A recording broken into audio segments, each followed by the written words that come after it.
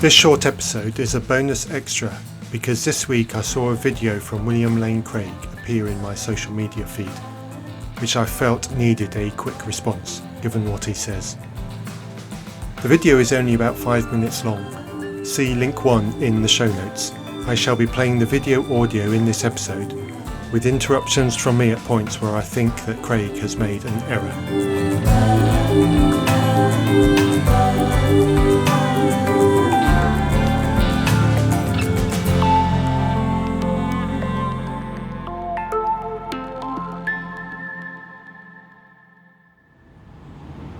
You and I are no more than biological machines, built by DNA for the purpose of passing it on. Just as the universe is comprised only of matter, we too are purely physical objects. So far so good, but I have a quibble over the final few words. Why say, the universe is comprised only of matter, and then say, we too are only physical objects? Why not use the same phrase for both? Why can't he say, we too are comprised only of matter? That would be the more accurate thing to say, surely. My guess here is that Craig would agree with that usage, but he wants to paint humans as different, and so the phrase gets changed to are only physical objects, because that has a slightly different meaning. This change in wording rings alarm bells that a straw man is being built. We'll have to listen on to find out. Naturalism tells us that nothing exists beyond the physical world. If we cannot measure it, see it, or touch it, it does not exist. See link 2 in the show notes for a definition of naturalism. Craig has given a very strict definition of naturalism, which is not quite what the linked definition says. I'm also not sure that naturalists would agree with the depiction that Craig has given. I don't. Mathematics, for example, is something that can't be measured, touched or seen.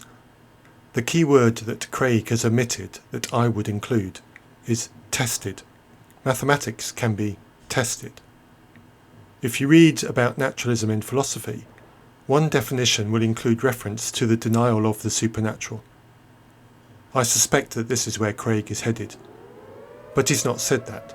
Instead, what he's done is define naturalism in a way that is not found in the link in my show notes. I'm left wondering if there is a motive here. Those straw man alarm bells are still ringing. By following the scientific method, we have discovered the laws of physics, the descriptions of how our physical universe normally and consistently behaves. But naturalism, mankind, is no different than its habitat. Since the universe obeys the laws of physics, we too are wholly subject to them. I am fine with that. Let's carry on. You may have thought that a series of free choices has brought you to where you are today. But according to naturalism, free will does not exist. Since human beings are merely physical entities, we are bound by the laws of cause and effect. Our actions today can be traced back to prior physical causes. The result? All of your actions have been predetermined since the universe began.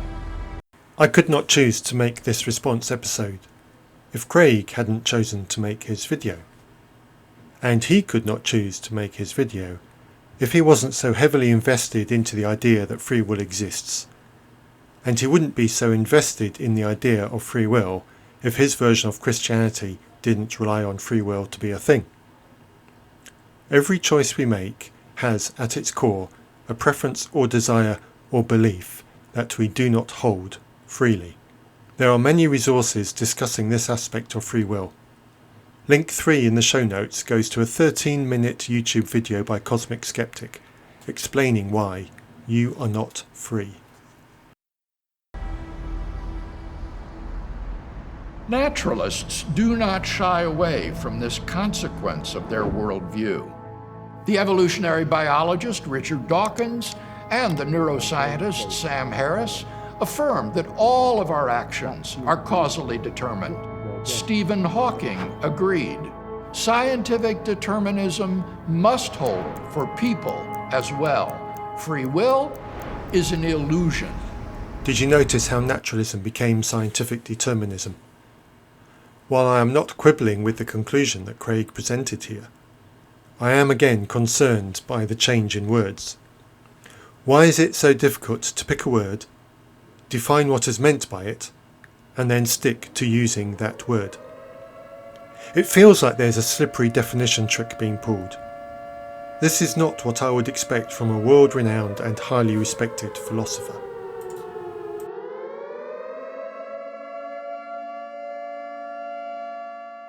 Once one comes to terms with naturalism, the world is seen through a different lens. The individual is reduced to a puppet, moving about at the mercy of the laws of nature.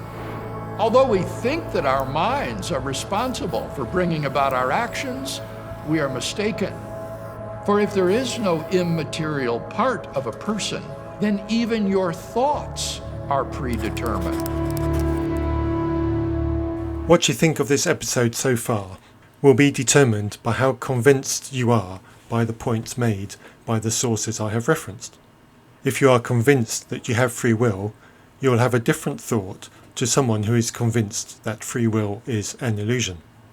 Your thoughts are determined by your preferences, which are in turn determined by a complex mix of your genetics and the reasoning and evidence you have been exposed to. Your life experiences so far have determined what you think about what I've just said. These naturalistic ideas have consequences. Society is built upon the assumption that human beings are responsible for their own actions. How can someone be punished for wrongdoing if he could not choose to do otherwise? Great question, and one that is very much a consequence of denying free will. It can be a very uncomfortable question to face. Positing free will in conflict with all the evidence against it is not how you avoid that question. The question must be faced. There are many pages discussing the challenge in a thoughtful and meaningful way, because it is a question that needs to be addressed. A justice system that assumes free will in a world without free will is a justice system that is going to fail. There is evidence that our justice system is not working as it should, and this may very well be because of the assumption of free will. Facing this question honestly would mean that we have to change how we view justice and stop people from committing crimes. Link 4 is to one item that discusses this. What does Craig do with this very important question? Without free will, we cannot be either blamed or praised for our decisions and actions.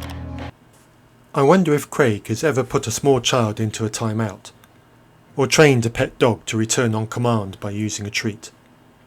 These training methods work through behaviour conditioning, something that is only effective if there is no free will. Richard Dawkins just shrugs these implications off, commenting, "This is just an inconsistency we have to live with." I was unable to find a clip of Richard Dawkins making the quote just attributed to him. I imagine that it was to do with the point that we think and act as though we do have free will because it works for us. So it must be inconsistent of us if we then go on to claim that there is no free will. If that's the case, then I agree with him. It is inconsistent. And yes, we do have to live with it. It may be uncomfortable, and I understand why some will find that so uncomfortable that they will simply not believe it to be true. Meanwhile, those of us who accept it do live with it, and we face up to that challenge. After all, it's by facing these difficult life challenges that we find solutions to them, and work to make the world a better place. Denying they exist strikes me as the least honest position to take. Which option does Craig take? Fortunately, determinism itself is not an inevitable conclusion.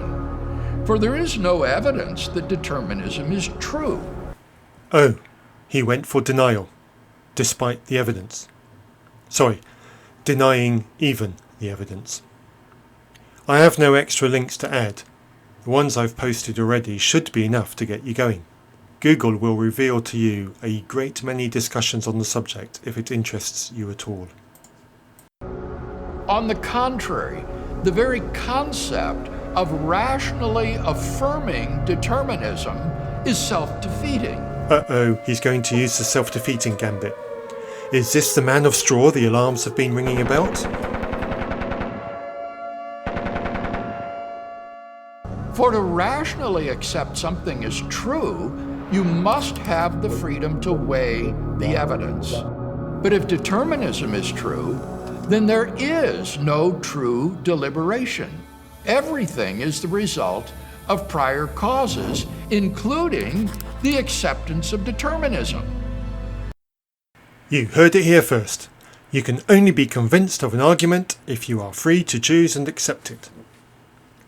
Think about a time when you were wrong about something, and someone showed you the evidence that convinced you to change your mind.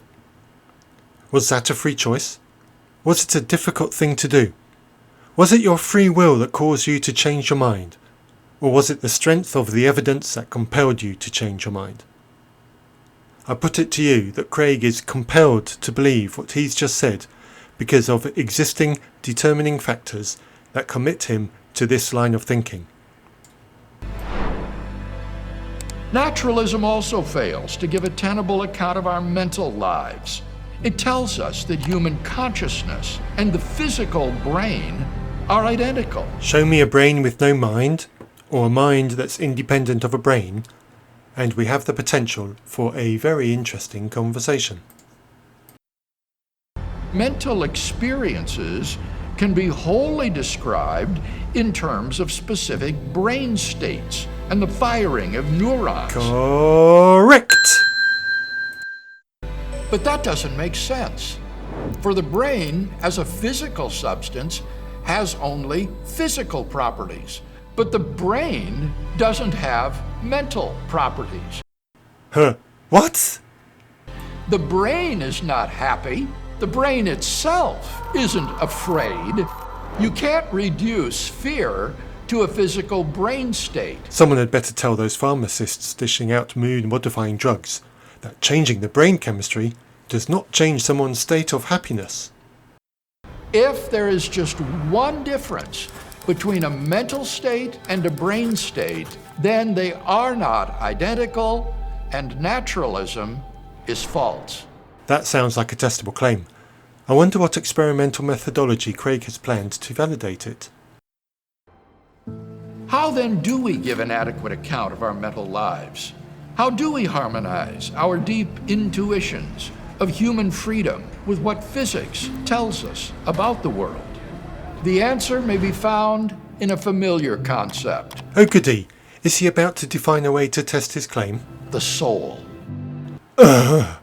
Really?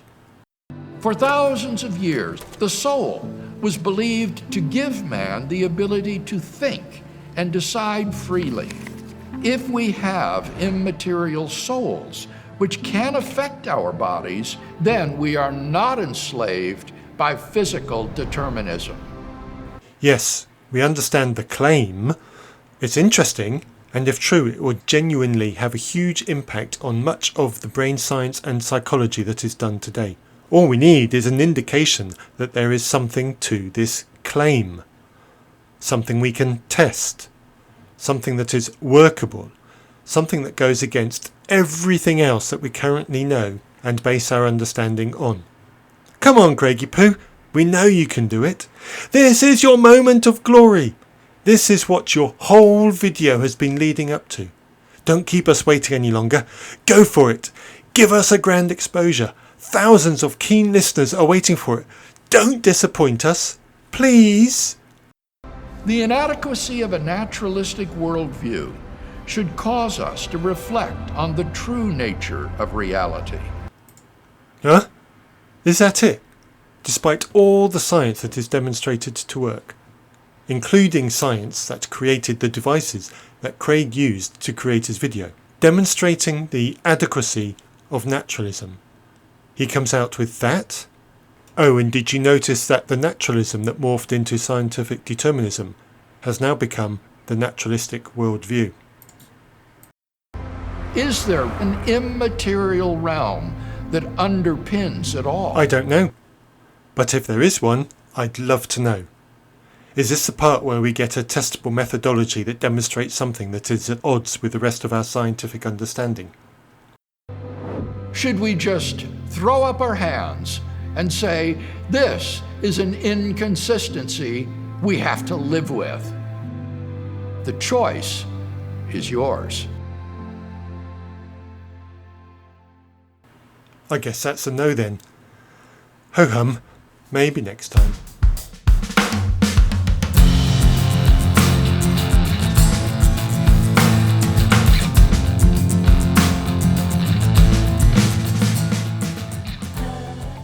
You have been listening to a podcast from Reason Press. Do you have any thoughts on what you've just heard? Do you have a topic that you would like us to cover? Please send all feedback to reasonpress@gmail.com. You might even appear on an episode. Our theme music was written for us by Holly. To hear more of her music, see the links in our show notes.